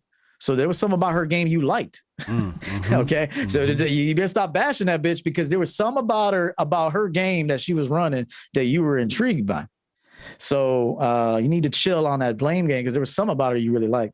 But what you need to do is run back the tape on you and say, oh shit, back March 16th, I should have done that. And I didn't do that. And from that moment forward, there was a domino effect. And that one decision that I didn't make affected the next 3 months. And during those 3 months, the whole dynamic changed. And we couldn't get it back. It was over at that point. It was gone. And so life is managing. Life is maintenance. Right. It's what it is. Absolutely. And so I try to teach men that, say, it ain't going to help you any to blame this woman, man. You're wasting your time, man. And you're wasting your time. And all you're going to meet is a bunch of men that blame their women. That's all you're gonna meet. Exactly. This is why I don't really need friends. You said something dope as fuck that I loved last week. You said, what did you say? Something about friends? I said, if you have male friends, you're gay. Yeah. That's real talk. Yeah. There's no such thing as friends real talk. for a man. Women have friends. You go out, hey girl, we gotta have drinks, we gotta gossip and talk about nothing. If you're a man doing that, you're gay. Men have associates that help them build their dream. That's what we have. I agree completely. Like Jonesy, he's in the chat, right? Chad, he's in the chat. They're only my friends because we're building somewhere together. We're on a road to greatness together. Once they fall off that road to greatness, I can't be friends with you anymore. You see what I'm saying? 100%, man. I mean, and it doesn't necessarily mean that that you're more righteous, because sometimes you can carry that energy into a new endeavor, and you're bringing bad energy in. So you just got to realize, like, it's not that I'm more righteous; it's that I'm about to play another game, and I want to excel at this game just like I excel at the one I'm leaving. And so if you want to continue playing that game, more power to you, but I'm moving on to a new game. And if you could kind of think about it like that, even even when I used to drink all the time and womanize, I had friends for that shit. And so when I stopped womanizing, stopped being promiscuous as a man, and stopped drinking, all those friends I lost, we're done, because it was built on a lifestyle. It was built on a certain dynamic. And then once I changed the dynamic, whether you stay drinking and womanize until you're 60, it's your prerogative. But I wanted to move on to be an empowerment coach. And so I couldn't take bad habits with me to be this. You know what I'm saying? Like, who would I be to have bad habits, waking up hungover, smoking all the time? I mean, who am I to tell you to live a healthy life and I'm a fucking chimney? Right. So I got to be the gleaming example of it first so you can trust me. And then so I can help you work through your situations. Now you're in the masculinity space, dating space, and you're saying we shouldn't womanize women. What are you talking about, Coach EO? I thought that's what we're supposed to be doing in this space. I feel like this space is saturated with content surrounding women. Like there's we should talk about it, but we should also talk about breaking bad habits. You know, we should talk about discipline more, but not just with women. Like no-fap. Like there's a time to talk about no-fap, I guess. I mean, I don't talk about that because that's not a priority for me. I realize the importance of sexual discipline, but I'm not going to make a video on no-fap. It's just, it doesn't resonate with me. Right. And so, but it's like everything in this space is about the avoidance of getting hurt by a woman. Right. It's all, a lot of it is defense, Hotep, but very little offense. You know what I'm saying? Like, I want this space to be the fucking Chiefs. Can we be the Kansas City Chiefs for a minute? Can we light up the scoreboard in this motherfucker? Yeah. Or are we going to just be like a defense all day? Just get the defense back out on the field. Like just 3 and out with bitches. 3 and out. Get the defense back out. Like this is what this space is, man. And you're going to look at it. It's like all these motherfuckers having 3 and outs. Just 3 and out. Lost with the bitch. Yeah. Let's go back to defense. Let's go see what this content creator is bashing women. I'm gonna feel safe over there. Let's go over there and run up this. Let's play this defense again. Yeah. So I'm the offensive team. That's what I am. My channel is offense. Champion game. Now we play defense too. Right. We play defense too. We're well rounded. We got good special teams and shit. You know, but we're lighting up that scoreboard. Let's talk about promiscuity, male promiscuity. You find that to be something negative? It can be, yes. Okay. What'll happen is the more promiscuous you are, male or female, the less likely you are to be committed to something. Like for example, now that I'll be 42 this year, in May. Okay. And so for me, I'm slowing down. Like my interests have changed. Like I want to make money. Okay. Money is the most important thing. I mean, aside from my well-being and my spiritual connection, but they're all connected anyway. So they're not really one is greater than the other because they're all working together. Okay. So, and then that goes back to manifestation. So if you say my spiritual life is more important than my money, well, now you just told money you don't need it. You don't need it that much. Okay. So, but if you say God, money, myself, love, my game, wisdom, intellect, they're all mutually important. Now you're making way for all of them to be consistent in your life. And so when it comes to promiscuity, I mean, that's an exchange of energy, man. I mean, yeah. I mean, you're drilling some, okay? You're pumping. And really, when you look at sex, it's kind of goofy looking.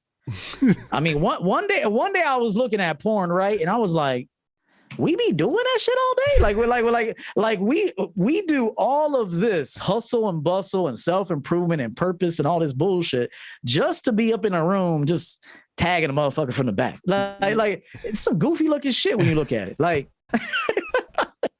see, but that's that woke shit. See, when you're woke, you can see that.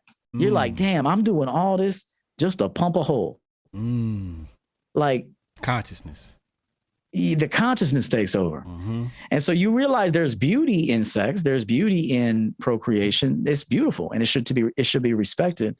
But when you're promiscuous, man, you're kind of locked in a lower state, man. It's such a low state to have sex on the mind all the time. And usually if you have sex on the mind all the time, you'll have some other form of addiction tied to that, whether it be gambling, alcoholism, marijuana, something. Right. And so, I'm for purification. I'm for I told my best friend this today. I do have one best friend. We've known each other. We're like brothers and we've known each other since 15. He asked me a question. He said, when was the last time that you just hung out with a male friend and just had a beer? And I said, I can't even tell you. Yeah. I don't do that. Right. I don't meet up with anybody unless there's money tied to it. Correct. I don't need a beer. I don't need to sit there and wear my elbows out at a motherfucking bar and stare at a TV and shit. Like, I ain't doing that.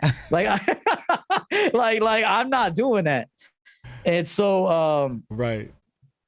I said, this is what I told him. I said, I that guy that you knew is no longer in existence. And I said, and what I'm doing is I'm living 2 lives inside of 1 life, which is actually dope as fuck.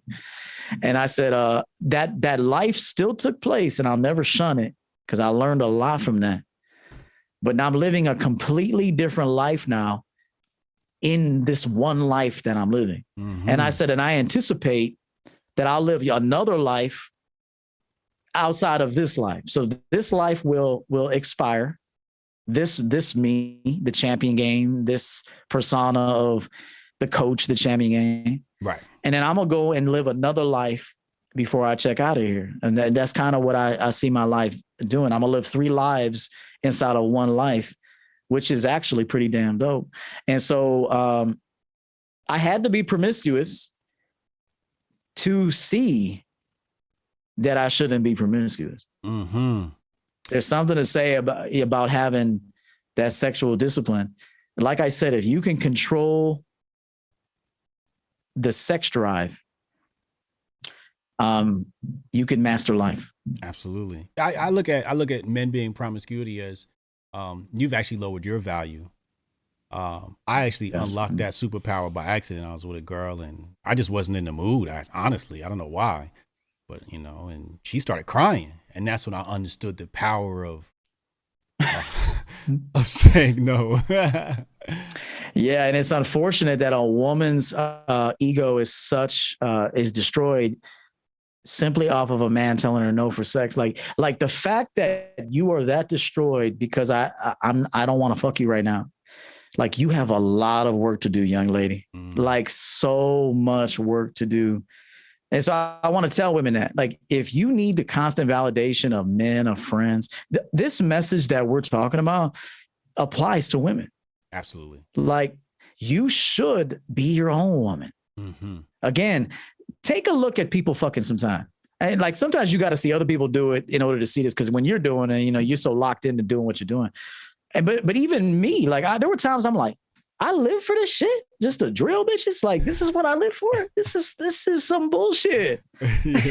So it's like, if you really take a look at sex, man, it's kind of a goofy looking act. I mean, just to be doing all of this in life so you can secure that. Yeah. Like, you got some growing up to do if that's your mission. Art Dog said everything in life is a good or bad lesson. So if you learn from it, you won. Knowledge is power. Indeed. You have this video on your channel, and it's linked in the description box. Everybody should definitely go subscribe to Coach EO, pick up some game he dropping. But you said how a high value man should talk to a woman. Yes. Yeah. So I'd like to separate this into 2 parts. Okay. Sure. First part, what defines a high value man? And secondly, how should a high value man talk to a woman? Because everybody's out there like, oh, what is a high value man? What's a high value man? Okay, so in my book, a high value man is an authentic man. So he's authentic to himself, and then he's authentic to the people he deals with. So for example, if you were to ask me a question, I'm going to give you the honest answer. Right. Now, I'm high value because of that. Okay. Now, if I was afraid of your reaction to me giving you an answer that was not satisfactory to you, then I'm a low value man. Okay. I'm low value in my opinion, and so I made a video and I talked about being authentic with women, because if you're high value, then that means that everybody you deal with is high value, because you can't be high value and then deal with a bust down. So you're medium value. you're lukewarm value, because you might be, decent here, but you sacrifice your integrity here, which we kind of talked about earlier, so that you work up to being high value. You're kind of born high value, and then the world turns you into low value, and then you got to work your way up to high value. Does that make sense? Absolutely. So you're born with high value, then the world ruins you. Absolutely. And then you got to build back up to high value again. And so yeah, it's true, man. It's so true. It's sad. Real quick, let me just cut you off. I saw that in my son, and I almost broke down into tears. I said, this world is going to destroy him before he puts himself back together again. And he's never going to be this kid that he is now. Oh, that's so powerful what you just said. Yeah, man, it's so true. And so I was saying that, so there's different levels to game. There's different levels to women and men, and and so in my game that I teach is to tell a woman there's no mysteriousness. You know how like pickup artists and game coaches that say, hey, there's got to be a level of mystery. But do you realize how exciting it is to be with a man? like you won't know that until you actually are like, you respect yourself, and then you demonstrate that to everyone you deal with. That's very exciting, to be with someone that doesn't bullshit you. Like, could you imagine a woman? Okay, a woman's dealing with a dude that lies to her. Now, she might have bought a few lies, but then eventually she like, this motherfucker's a poser. Right. But then she deals with a dude and she knows that you're going to always deliver her the facts. And that's exciting, because she's like, I wonder what his next fact is going to be. I wonder if he's not going to budge on Valentine's Day. And that's exciting. See, when you tell a woman no, that's very exciting. So you can be predictably authentic. This is what I teach. And I'm like, a lot of men might say, well, you're too predictable then. She kind of knows what you're going to do. Well, a man with game, you really never know. There's things he's going to do because he's routine, but then yet he knows when to mix it up a little bit. A man with game is never going to do the same. Well, he does the same things over and over and over, but sometimes he might sprinkle something else on it. Like today I made blackened salmon, but I might make it lemon pepper next time. I might make it Mediterranean the following time. I'm still making salmon, but I'm making it slightly different. And so that's what women are attracted to. They want to know that you're going to remain consistently this man, but they do like the fact that you have different hats for her. And so, I don't think money does make you high value in this life. I mean, you want, because you have more options when you have more money. Of course. I mean, that's a no-brainer. Yeah. But there's a lot of simps with money. There's a lot of dudes that marry chicks after 3 months and shit. I heard Kevin Samuel say that shit one time.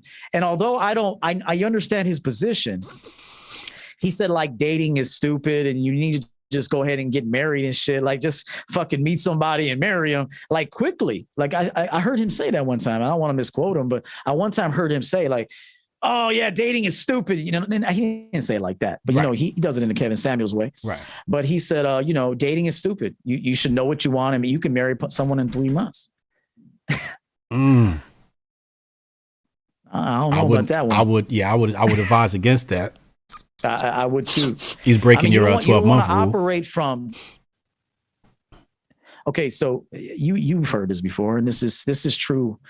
We either operate from, I said this on my show earlier, from abundance and opportunity, or from scarcity and lack. Right. And even Kevin says that to some degree. So that's true. If you know you're going in with abundance, but you have to also make sure that they're coming in with abundance. Like two abundant people, two abundance mindsets should unite. And maybe that marriage could happen a little sooner. But truth be told is people with an abundance mindset aren't rushing into marriage. Facts. The truth is, if you truly have an abundance mindset, you're not rushing into anything. Scarcity mindset actually makes you rush into things, real talk. And so a high value man to me is where you're predictable, but is such a beautiful predictability.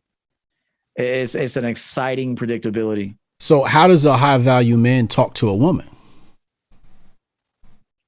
Okay, so in that particular video, I said if you're busy with a priority, so I say that a high value man in my book has priorities, and he doesn't derail from the priority for another priority. So let's say, for example, the priority is a business meeting. Okay. If a girl calls, she's still a priority, but she's not the priority right now. So I'm not going to go, excuse me, guys, I got to get this. Like, I'm not going to do that. I'm going to look, I might smile at it, but I'm going to put my phone away and keep talking to Hotep Jesus because we got to form this plan. Once I'm done with this priority, now I go to the next important priority, which is maybe her. And so I call her up or I text her, and I said in this video that sometimes it's smooth to tell a woman, I didn't mean to keep you waiting, but I was handling something. And so guys in this space will tell you, keep her waiting. Make her think you're with another woman. She'll chase you, but only low value women will chase you. A low value woman is chasing the unattainable, whereas a high value woman that respects herself wants the sure thing. She actually does, believe it or not. Clearly we don't have a lot of examples of that because there ain't that many high value women, real talk, and high value men, real high value men. But I think it's important to let your girl know you were thinking about her. Now, you didn't budge from what you were doing, but you were like, yo, I saw your text, but I was in the middle of a meeting. Didn't mean to keep you waiting. But you got me now. What's up? So it's that vibe. She can predict he's not going to abandon what he's doing, but he will call me and let me know I'm important to him. That's what a high value man is. High value man leads with respect, right? It's not about disrespecting a woman. You know, the fact that you show her respect, it means you respect yourself in many ways. Hey, and in real talk, Hotep, I want to say this. When you make a girl wait intentionally, you're actually playing her game. So just know that I teach men to run their game and run it nonstop. Right. Although you have, there's that compromise department in your drawer. You're like, all right, she's due for a compromise. You pull out the file of compromises. You ain't giving her one in like 6 months. You're like, all right, she's due. Hold up. It's like giving her a raise. Okay, it's like giving her a raise and shit. You're like, hold up. Okay, last time I gave her a compromise was 6 months ago. She's due. She really due. Actually, you're overdue. I'll tell you what did you say you wanted to do? Consider it done. Yeah. Okay, because she's due for that. Yeah. Okay. So and so I always say you got to make people earn stuff. If you don't make them earn it, they have no reason to be involved. There's no passion. There's no sweat. There's no dedication. So you have to make people involved. But remember that when you make her wait, you're trying to get her to think you're doing shit you're not doing. Just know that you have bad game and you're currently running her game and you're destined to lose. I always say, be so busy you're not thinking about her. You can, but with all due respect to the busy mindset, yeah, which can actually be debilitating to somebody to have to be busy. Like you ever see a chick after a breakup? She gotta be busy, bro. Like she's like, I can't think about him. I can't think. I gotta go out. I gotta go to the club. I gotta go work out. Yeah. I gotta go have wine tasting. Like, bitch, can you sit still? Like, what the fuck is wrong with you? Right. And so there's something to be said about a whole person who can sit back like this. Yeah. and be cool. Yeah. Like that busyness at some point is gonna fuck you up. Absolutely. You got to be able to be busy and be still and be happy in both places. That's wisdom right there. That's wisdom right there. Absolutely. Last point, we're gonna get out of here. I told him an hour and a half, and we already on 2 hours. But I want to make sure we get this last point out. Champion mentality. What is this? You talk about champion game, champion mentality. You probably touched on it a lot today already. But can you tell people, what that means? Because that's a big part of your brand. Well, every point I made was like part of the champion mentality. Everything was. And so to me, a champion is focused on what he wants. Look at Michael Jordan. Look at all the greats, Kobe Bryant, Michael Jordan, Tom Brady, Wayne Gretzky. There's others, Mayweather. They were very focused on what they want. And they also had a lifestyle that was conducive to the result they want. So if you look at Tom Brady, he was in bed by 8:00. He's like, he ain't fucking that model chick. He was like, hey, look, go do what you want to do. I'm in bed. I eat my kale salad. I drink my alkaline water and I'm going to bed because I got to get up and do this shit again. And so that's what a champion is. It's a focus. It is an unwavering focus of what you want to accomplish. It's unwavering. If you got to tell a friend, this is why I tell people, don't make promises. Because you meant that promise in December, but when February comes, you don't want that shit no more. Human beings they say yes too much. Because and here's why you should say no is because you're gonna change your mind. Like that energy. This is why I always recommend guys, if somebody asks you a question, say, let me get back to you on that. I appreciate the invite, but let me take a look at a couple of things and I'll get back to you on that. Because you want to look at it with coffee the next morning. Right. You want to look at it again because you might mean it in that moment, but you ain't going to mean it next week. Correct. And now you're like, oh shit, I made this commitment. I'm a man of my word. You're a man of your word to a fault, motherfucker. Right. Because, stop making, so many decisions. Commitments is the better word. Yes. Stop making so many commitments that you don't want to follow through on, right. Even tonight, I was committed to you, man. Appreciate and I even moved a coaching session. A guy paid me $550 for 1 hour. And I called him up. He's probably listening. And I said, hey, I'd like to move you to tomorrow. I got an interview. I want to give you my best. I'd hate to go directly into a coaching session because I'm about to do an interview with Hotep. And I said, he was like, no, that's cool. So I didn't want to give him like kind of a drained version of me. I want to give him an exuberant and a rejuvenated version of me. And so I was thinking of him. Right. And so the champion mentality is an unwavering focus. And it's building the habits, the mindset, the friendships, the connections that are conducive to bringing about that result. And unless it fits bringing that result to fruition, it can't be part of your life. And I don't care who it is. It could be a business partner that you were dealing with, but you just start to see like, it ain't gonna happen with this motherfucker. Right. It's not gonna happen with him. It doesn't mean I don't still, have love for you and shit, but it's not gonna happen with you. So you have to have the guts to say, listen, man, this isn't working. We've given it a run. I'm gonna move on. But if you need anything, hit me up. But I'm moving on from this. It's tough. Look, being a man is tough. Facts. Because you got to make some decisions, man, that you're going to have to be alone a lot of the time. Like you got to sit with yourself. Like I absolutely love my alone time, Hotep. Like I'll sit in this chair like fucking Scarface, bro. Just living in just thinking about my next move. Yeah. And it's like, I don't need the bar. I don't need a drink. I don't need to hit some weed. I'm high all fucking day from this champion focus. And so that's what I want to teach people. Gentleman in the chat say he should write a book. He has a book out and he's got a second one coming, man. Make sure y'all. Yeah, I got a second one coming. Yeah. My book is on Amazon. It's called Cut the Bullshit. It's a guide to living as your authentic self. And so if you search "Cut the Bullshit" on Amazon, you'll see my face pop up. And that was my debut. And then the next installment's gonna follow that.